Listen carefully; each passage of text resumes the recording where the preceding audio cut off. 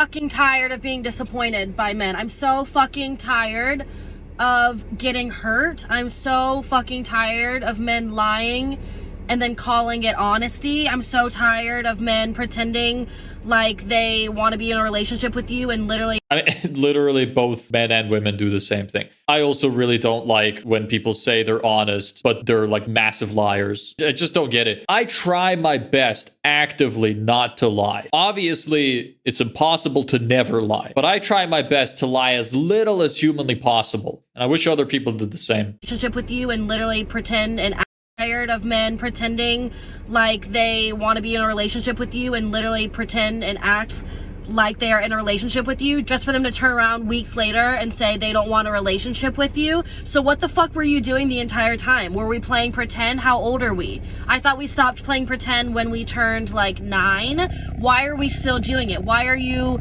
a little boy in a man's body? Why have you not matured yet? Why do I have to be disappointed and feel like a fool? They just don't want you. They're just not interested in you. And they manipulate you to get what they want, which is sex. So it's unfortunate that it happens, but what can you do? You need to just get better at being able to spot who's manipulating you and who's genuine. Every fucking time. I'm so tired. Because from what I've also learned about guys is that they know right away. They know pretty early on if they see it with you or they don't. And they're not going to waste their fucking time if they don't see it. Right? And I'm not talking about like just keeping you around, kind of breadcrumbing you just to like be able to get into your pants so that, you know, you go out on a night out so that they can text you at 2 a.m. and you come over. I'm just saying, like, I've gone through enough, I've been through enough that like I know the difference. I can usually spot the difference. I'm talking about guys that are coming over, cooking me dinner, hanging out multiple times a week, going on dates, paying for things. I'm meeting their friends, they're meeting my friends. Like, very much dating, right? So you can do all of the long-term relationship-y things with me, but then turn around and say you don't see the long-term relationship with me. Yeah, it's still a skill issue. You just couldn't spot that they were that kind of person. Sorry, you just suck. Everyone's like, oh my god, Lindsay, how do you deal with heartache? How do you deal with like getting rejected and getting your feelings hurt? I like don't handle it well, but the more it happens, the better I become at just like fucking letting it go.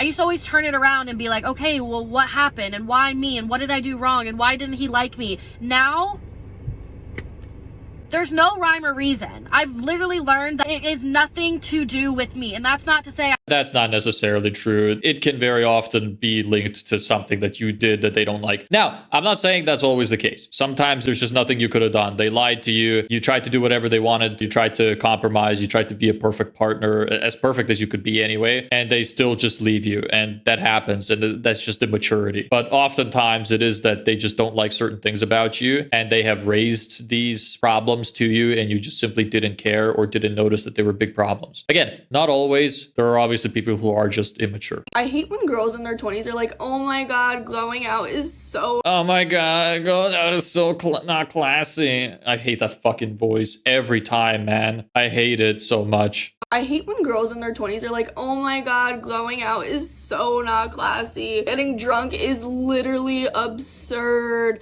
Like, guys, why are we acting like we're 50 years old? These are our years. I'm so happy for you. Yeah, these are our years, so let me just completely destroy my body, drink as much alcohol as humanly possible, ride miles worth of dick from 50 different men. These are our years. We gotta do the dumbest shit right now, because we won't get to do the dumb shit when we're old. Yeah, I don't get that. I like being healthy. I like feeling good, you know? I like waking up in the morning and not feeling like I haven't slept. That's my preference. Yeah, this is our only one life. Why not make it short? Yeah, exactly. That you want to act like an old woman and like be mature and responsible or whatever. It has nothing to do with maturity or responsibility. I like to feel good. Drinking alcohol fucking blows. It makes you feel like ass and you don't even get anything really out of it. I like talking to people and playing games and doing shit together sober. It's so much more fun. I think a lot of these people that do drink a lot, they're extremely difficult to be around because you can't even have a conversation with them. I like to talk to people. I like to discuss things. That's what I find fun about hanging out with other people. If you like getting shit-faced to the point where you're fucking blabbering the whole time, can't understand a single thing that you're saying, then you're just a retard and I don't want to be around you. You can gather other retards next to you and you guys can all be knocked out of your fucking mind and do whatever you want. want. I'm not into that shit. I don't hang around low IQ people. Sorry. But I will not be acting like that until I actually have to. Like, I want to live my life to the fullest. Like, what? Like, I'm sorry, you just don't get an award. I just genuinely don't understand why so many people consider taking drugs and drinking alcohol to be living life to the fullest. I don't get why. What is the logic there? Can somebody explain to me, please, what the logic is with that?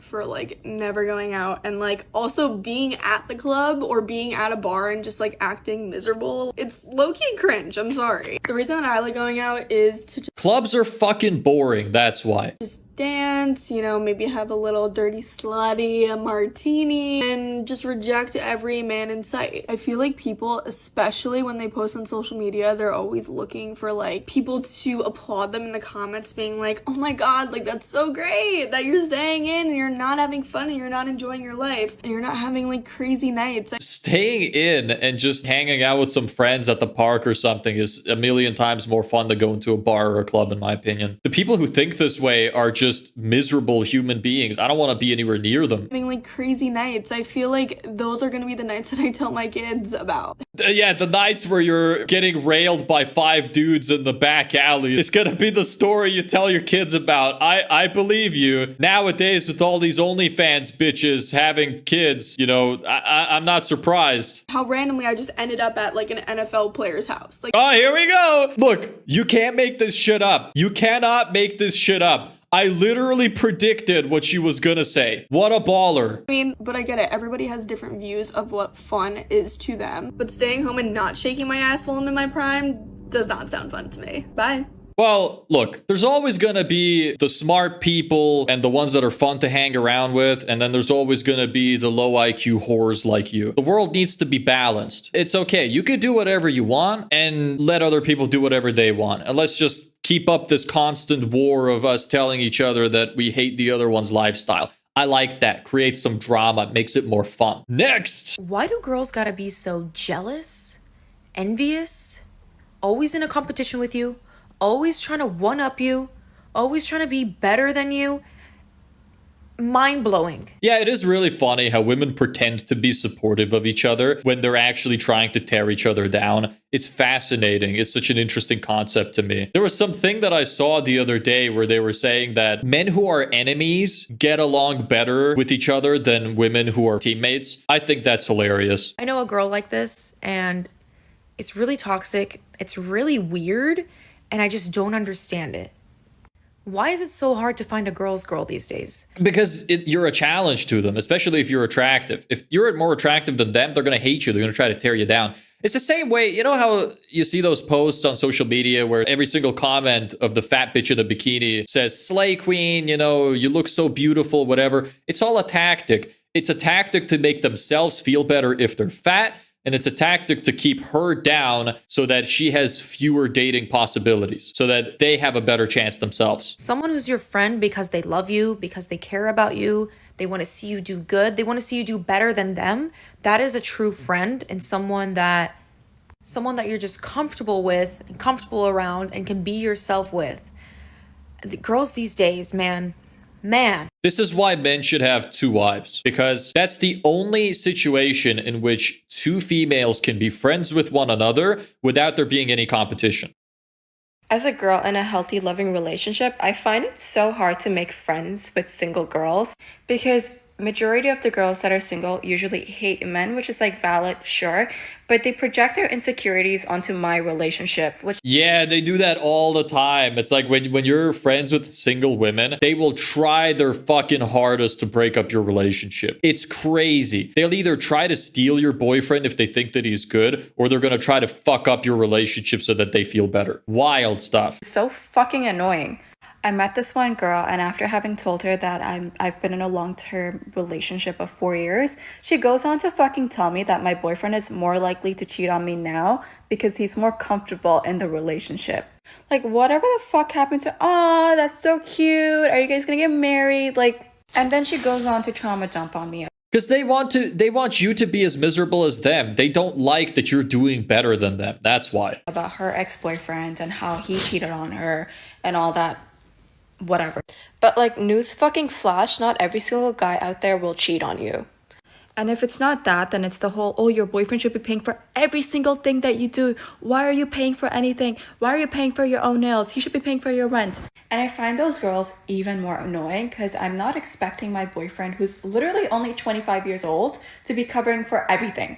And I'm sorry, I don't know what economy you guys are living in, but you cannot be a millionaire by the age of 25, okay? Like, you're still pretty. Yeah, it's crazy how because of social media, everybody you see online appears to be extremely mega rich. So it really drives up the perception that it's something easy to do, even though these people are still an extreme minority. Like, being a millionaire by 25 is fucking rare. Fucking young. And he works really fucking hard every single day. So I know that he's gonna get us somewhere. Like, I don't know how to explain to you girls that just because he's not paying for everything right now doesn't mean that he's not a provider man. He has a provider mindset. He's just young.